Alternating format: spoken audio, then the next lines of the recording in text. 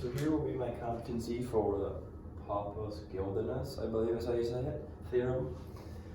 So essentially what that helps us do is find the surface area and the volume of axial symmetric shapes, which means it's a shape that we took kind of like this. So like if we took like a triangle that looks like this,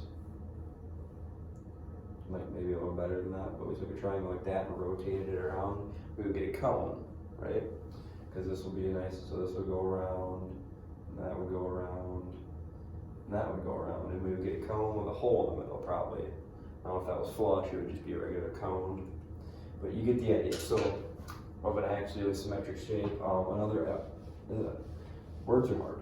Another option is if you think of like, if you play air hockey, the air hockey thing,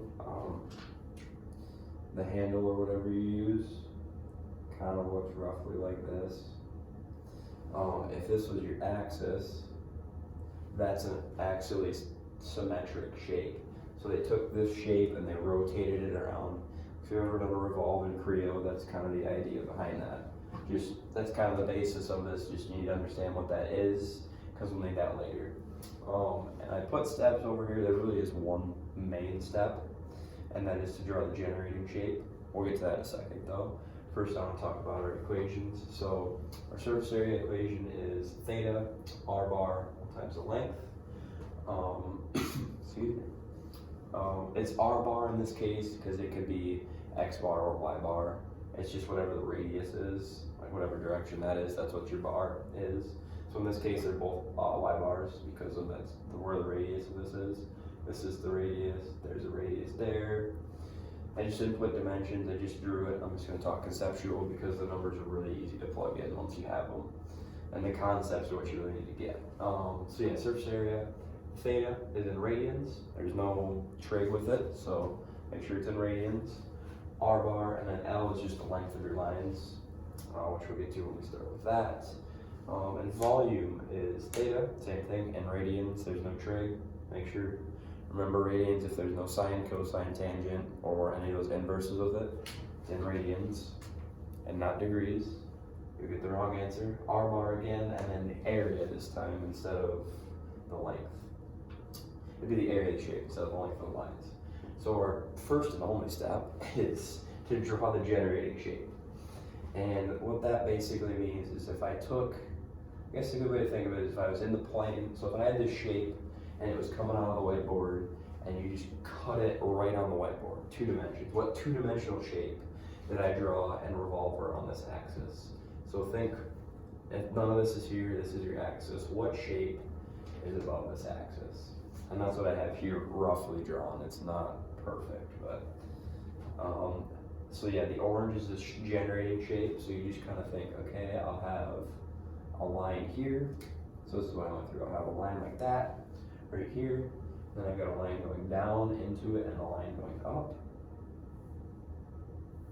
And then it's just flat on the end again. So that's how I got my generating shape. And then I just sectioned it into rectangles and a rectangle and triangles, excuse me.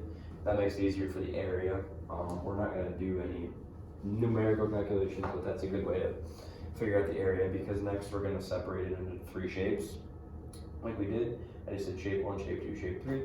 And these black dots are kind of my rough where I think the centroid is going to be. Excuse me. And that helps us, we'll actually be able to, you'll know where the centroid is. The rectangle's the middle, triangles is 2/3 of the way, or two-thirds away from the short end. I guess a third away from the big end. I just drew rough centroids, kind of visualize that, but volume is a little easier. It's a little simpler, I guess, kind of, so that's what I decided to do first. So I did 2 pi, and actually all of these will be, will have theta, r bar, area for all of them. I just factored the 2 pi out because it's in all of them. There's no point in writing it that many times. And you just need to remember our wonderful unit circle, my favorite thing from pre-calc, little fun fact there. Remember your radians, 180 is pi, and all the way around is 2 pi. So if you had something that only went 90 degrees, then you would use pi over 2. So say let's say, oh, we only rotated this, a quarter of the way. That's pi over 2. Pi over 2, sorry. It's getting kind of late. If they did it halfway, it'd be pi. If they did it 3/4, it's 3 pi over 2, isn't it? I can't remember now, I haven't used those in a long time. Should be 3 pi over 2, because then that would be 4 pi over 2, so 2 pi. So yeah, so this case, they did it all the way around the x-axis, so they rotated their shape all the way around, so that's 2 pi. Yeah, just make sure you remember those when you're doing that. Excuse me. But yeah, so factor the 2 pi out, so that's our theta. It's technically in each term, I brought it out front, makes math a little shorter, simpler.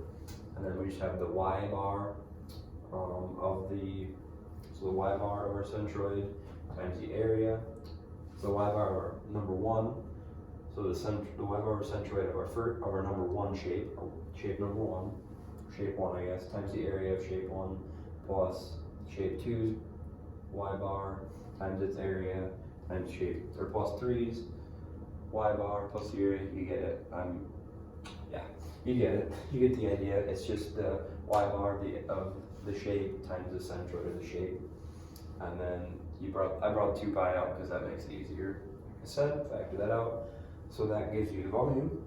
Excuse me. And if we did that, we would just plug numbers in, and it's plug and chug from this point. The math is easy. Same thing here. Surface area is pretty easy. And theta and radians, this will be y bar in this case, but that could be x bar, depending on where your radius is. If you revolved it around the x-axis, it's y bar. If you did it around the y-axis, it should be x bar, I would think, because that would be your radius.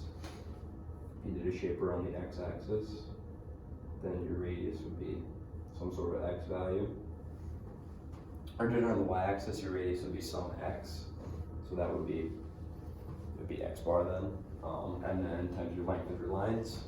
So just how long the lines are. And this is actually, so this is a little confusing. This was my axis, and this was my generating shape that I revolved. This is a separate one. I just did it again so that I could put the dots on here. It didn't get confusing. So the dots are the centroids of our lines now, which should just be the halfway point of a line. Excuse me, sorry. And I just numbered them 1, 2, 3, 4 to keep them straight. So then it's just the centroid of the line, the y bar. So 2 pi, take that out because it's in every term, like I said 4 times already. So the y bar times the length of the line for 1, both of those. And then y bar of 2, length of 2, etc. You get the idea. And that'll give you surface area. And that's basically what there is for Pappus and Guldinas. Just using kind of the idea of revolving a shape. I do believe this has to be an axial symmetric shape, which if you revolve it, it should be. Shouldn't be a big deal. That if you were able to revolve it around the axis, it should always be axially symmetrical, I think, or symmetric, I would think. But maybe if you did it not, like you did it at 90, or you did it at 90 degrees, or you did it at 270, or you did it somewhere in between, it maybe wouldn't be, but yeah, that's the basic idea. The 2 big things that I'm gonna say: make sure you get your generating shape right. Just kind of take it slow. Draw your first line, see what's happening, draw those off, close it off. Shouldn't be a huge deal, it's not super difficult. Separate that into known shapes that you can find centroids and areas and different things of. And remember that theta is in radians because there's no trig with it, so it's in radians. But yeah.